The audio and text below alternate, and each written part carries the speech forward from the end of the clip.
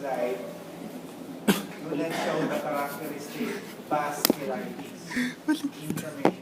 Okay, that blood vessel shows us Mas stable man yung balik. infiltrates of neutrophils in its wall. However, we cannot specifically Ay, shit. designate that infiltration of neutrophils as good pastures. Okay? So that microscopic abnormality can be seen in other forms of vasculitis also. So it will not be reliable if we come up with a diagnosis of good pastures for this slide. Dapat vasculitis na. So because of that confusion, again, one slide down. Oh. Yes. I love this.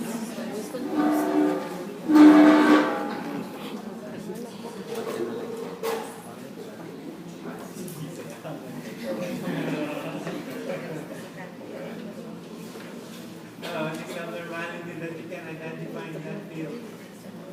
Hemorrhage, massive hemorrhage. And then, can you still identify the wall of the alveoli? No. No. Wall of the alveoli is not anymore identifiable. Okay, so parang pink shadow na lang naiwan sa wall ng alveoli. Usually, what is the epithelium lining the alveolar space? Simple squamous. Simple Simple squamous. squamous. In between the two simple squamous epithelium, you should be able to see capillaries, which are also lined by simple squamous epithelium. Are you still able to identify No. the squamous epithelial lining of the alveolar spaces? No. No. So basically, how will you describe that portion pointed? Sabaw sa gulay. Are you able to see any nucleus? No. No. So that pointed portion should be diagnosed as having, what is the abnormality in that pointed area? Absence of nucleus will indicate that the cells are necrosis. So this is a necrotic portion. And because the wall of the alveoli, which contains the capillaries, become necrotic, the blood vessels rupture.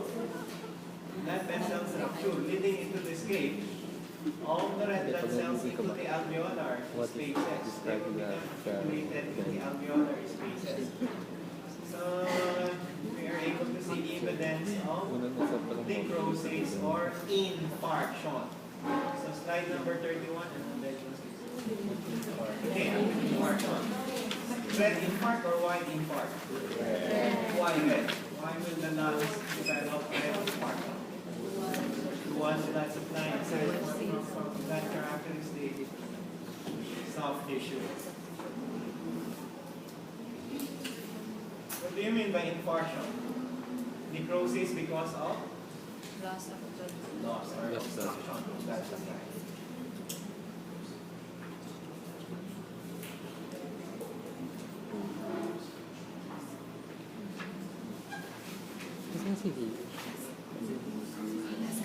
You should be able to already identify the type of necrosis. What type of necrosis is that? Caseous necrosis. So, slide number 36, please. TB of lung. TB. Okay. What type of inflammation is involved in tuberculosis? Ganun lang. Type 4 or granulomatous? Type. Type 4 or granulomatous? Ganun lang. Type 4 Both. Both.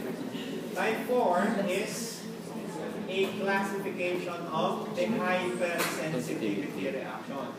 We should be able to see granulomatous inflammation in tuberculosis. However, the cause of the underlying mechanism behind the development of the granulomatous inflammation is type 4 hypersensitivity reaction.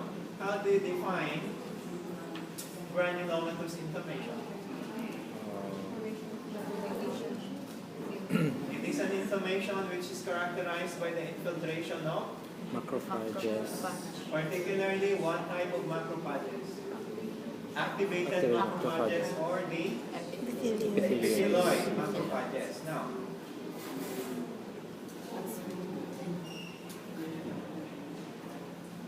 activated or more commonly they're called epithelioid macrophages. Okay, normally that is the appearance of the macrophages. Okay? That is the appearance of a regular macrophage and a lymphocyte. Okay? That pointed cell is a lymphocyte, and then that cell pointed is a regular macrophage. When the macrophages become activated, they will assume that appearance. Okay? Much larger than the regular macrophages, and then they will look like squamous cells. That's the name epithelioid cells, or epithelioid cells. Epithelial-like looking, epithelial cell-like looking macrophages, because they will become enlarged when they become activated. So the activation will cause enlargement so that the macrophages will become more efficient killers, more efficient phagocytic cells. Now, can you still remember in type 4 hypersensitivity reaction, what causes? What will inform? What cell will command the macrophages to become activated? Particularly what population or what class of T lymphocytes? CD4 lymphocytes. That is why we are seeing lymphocytes among the epithelioid cells, because they are the ones which will release the cytokines, transforming growth factor, and tumor necrosis factor to the macrophages to become, for the macrophages to become activated. Now,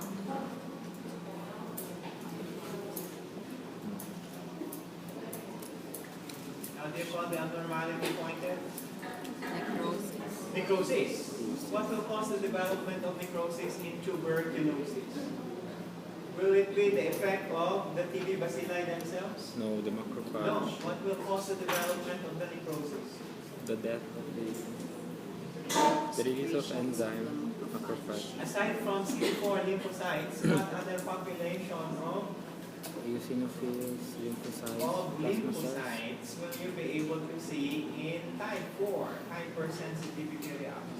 Plasma cells. CD8. Okay? CD8. Now, what is the action of the CD8 lymphocytes? Kill. Kill infected cells. What are the cells infected in tuberculosis? Tapos na kayo sa microbiology, first semester. Parang lecture yan ito po si Mon. What cells? What cells are infected in tuberculosis? Kaya pala. Epithelial cells of the alveoli? No. When the TB bacilli reach the alveolar spaces, what cell of the immune system will meet them as the last line of defense? The alveolar macrophages. Now, unfortunately, during the first encounter of the macrophages with the TB bacilli, they do not have yet the enzymes that will allow them to digest what they have phagocytosed.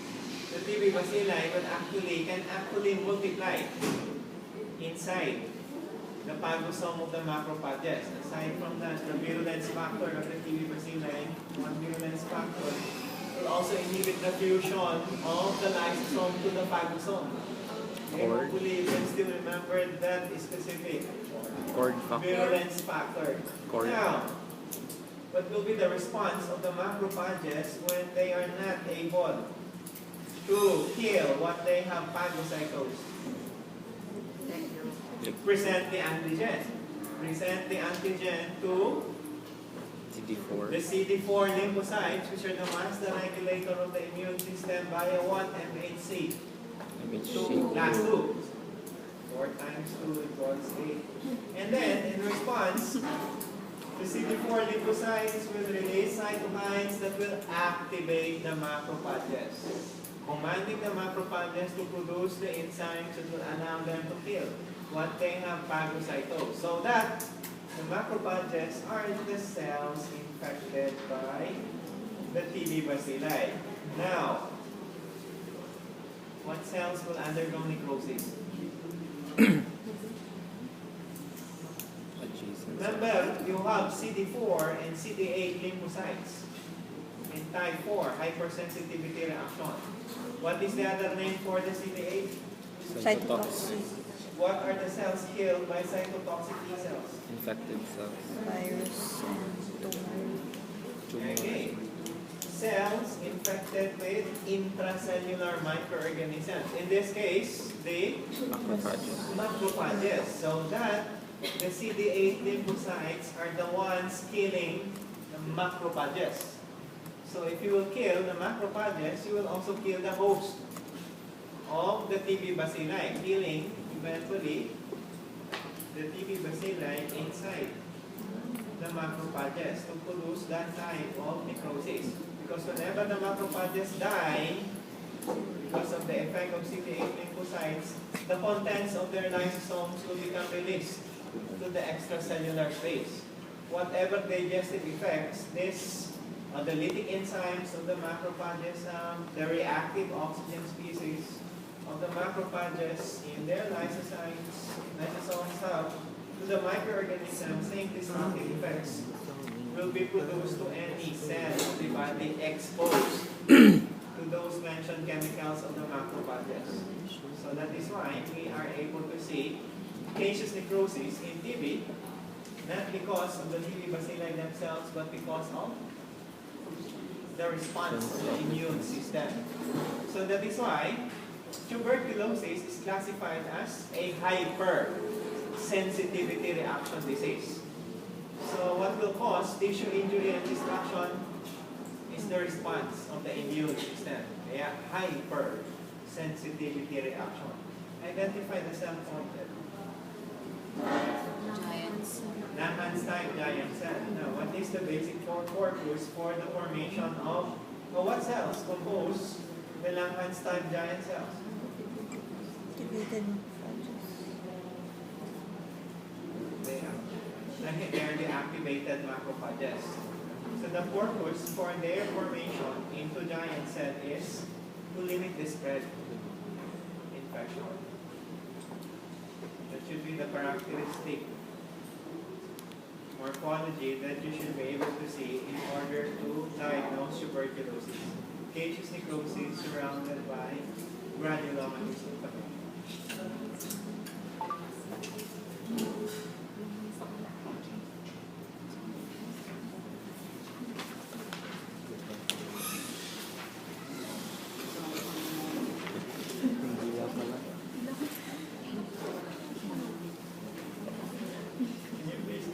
Diagnosis of slide number 40. Bronchopneumonia. Okay. What's the difference between bronchopneumonia and lobar pneumonia? Exudations are seen in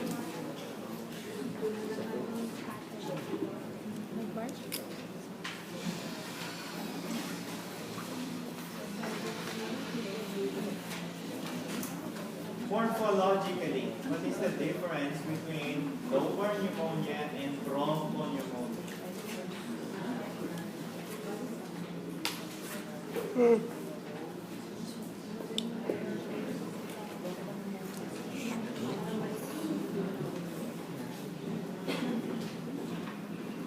Unfortunately, the stain for this slide is very faint already.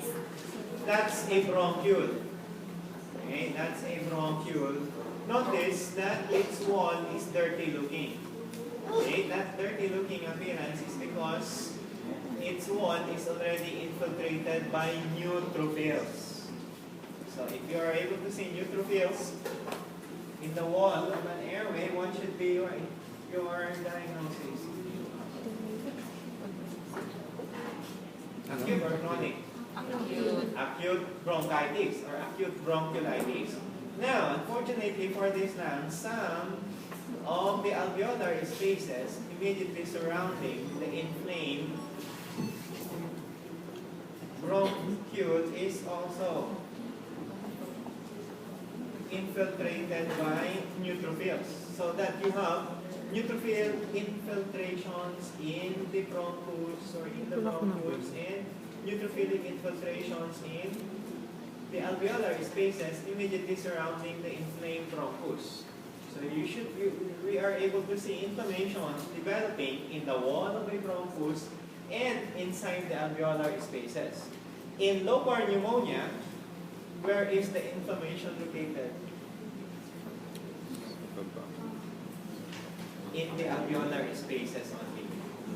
Neutrophils are present in the alveolar spaces only. So, lobar pneumonia affects the alveolar spaces only, and then bronchopneumonia affects both the bronchus, the bronchioles, and the alveoli immediately surrounding the inflamed bronchus or bronchiole.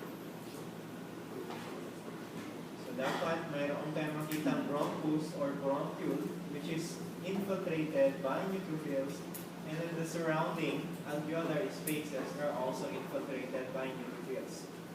So although they appear pink, those cells pointed are actually neutrophils. The red blood cells have brighter red color. So the stain in this slide is very faint already.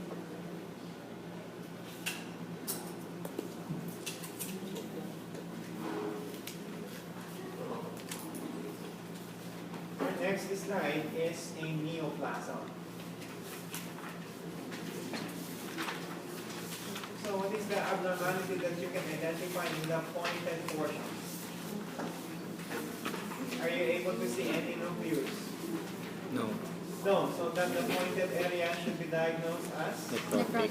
necrotic area. Should be labeled as a necrotic area because we are not able to see any nucleus. So what type of necrosis? Coagulative or liquefactive? Liquid lang. Ayan ang mga cells. They lack nucleus. But still, we are able to appreciate the outlines of the cells. Liquefactive or coagulative? Coagulative. Coagulative.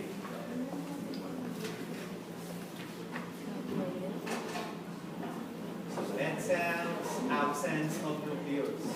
Then live cells or viable cells.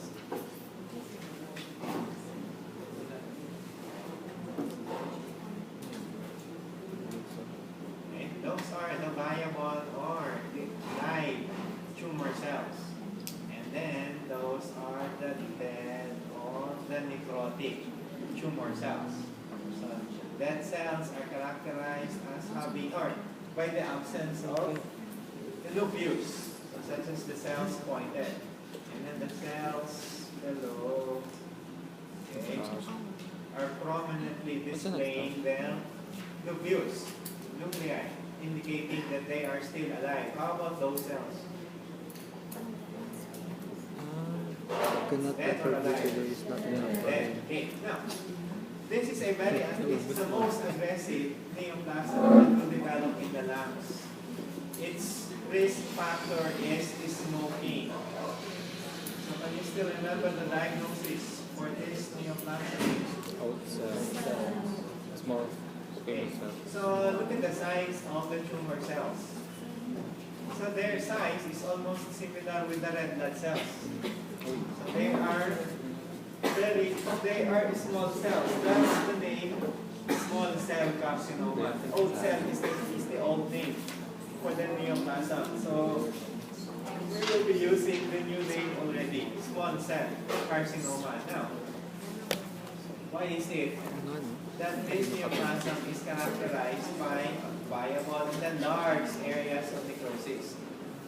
These cells are very aggressive. They multiply at a very fast rate. However, because of that activity, they also die at a very fast rate. That is why we are able to see large areas of necrosis. Can you still remember why tumor cells die? One, because of the action of the immune system. What is the main defense of our immune system against tumor cells? natural killer cells and CD8 lymphocytes. However, in the case of small cell carcinoma, what should be the cause of the death of the numerous cancer cells? Competition for nutrients. Okay. These cells multiply at a very fast rate. They have a very high turnover rate. There will come a time at which the rate by which the blood vessels deliver oxygen and nutrients to the newly produced cells will not be sufficient to the demand for oxygen and nutrients to the newly produced tumor cells. Thus, eventually, many of the tumor cells will die in malignancies with very high turnover rate. And then aside from having high turnover rate, this malignancy is also associated with very high metastatic rate.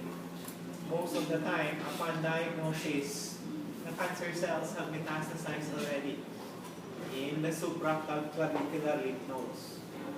So, within 1 year, most patients eventually die because of that aggressive characteristic of the tumor cells. Ano? Kala ko nag-yellow. Acid congestion of the lung.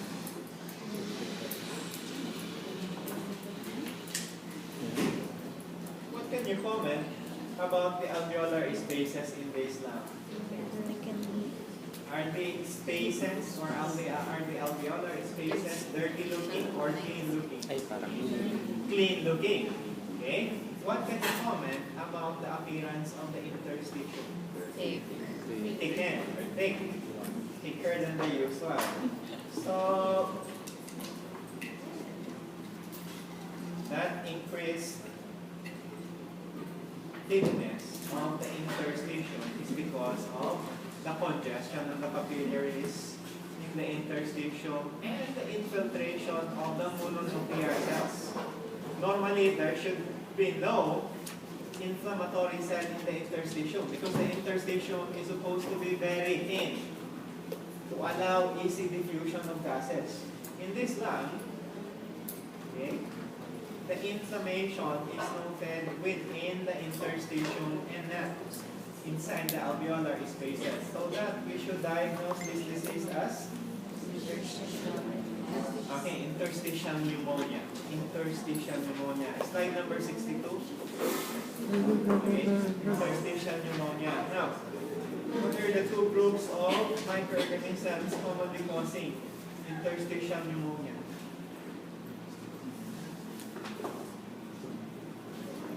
Will this type of pneumonia develop in bacterial infection? Will this type of pneumonia develop in bacterial infection? Viral infection. Usually will produce interstitial pneumonia. So bacteria will cause bronchopneumonia or lobar pneumonia. Kaya neutrophils yung makikita natin sa lobar pneumonia and bronchopneumonia. So in the case of interstitial pneumonia, viruses and atypical bacteria. We have already finished microbiology. What are examples of atypical bacteria? What? Okay, Rickettsia. What else? Chlamydia. So those are examples of atypical bacteria. Hopefully you can still remember the reason why they are called atypical, not the usual type of bacteria. They lack organelles which are present in the common forms of bacteria.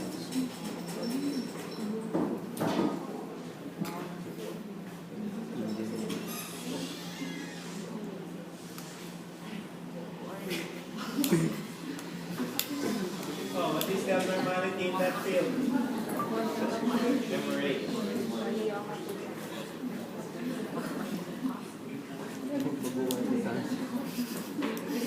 Diagnosis for slide number 98, please. Histoplasmosis. Histoplasma capsulatum is a fungus. So to come up with the diagnosis of histoplasmosis, we should be able to see fungal elements.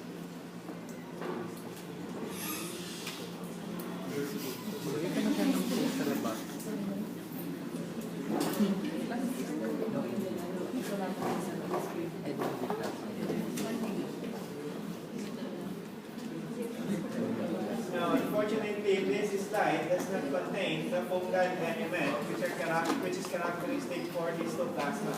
So that we cannot diagnose this slide as histoplasmosis.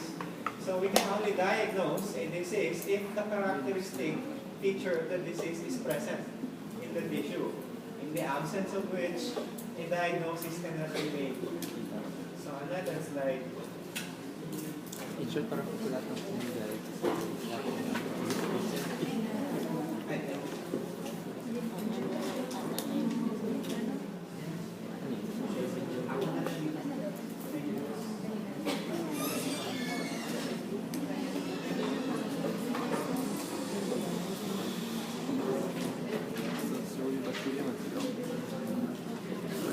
Okay, we should be able to identify many types of abnormality in this slide. Identify the abnormality point test. What type of necrosis? Gaseous necrosis. And then how will you diagnose that abnormality which is characterized by the presence of black carbon pigment?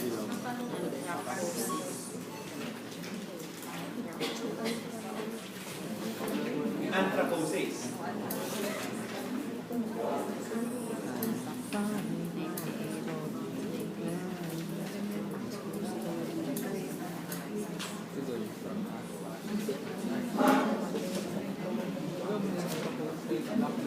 Anong diagnosis is slide number 146? Aspergillosis with tuberculosis, no?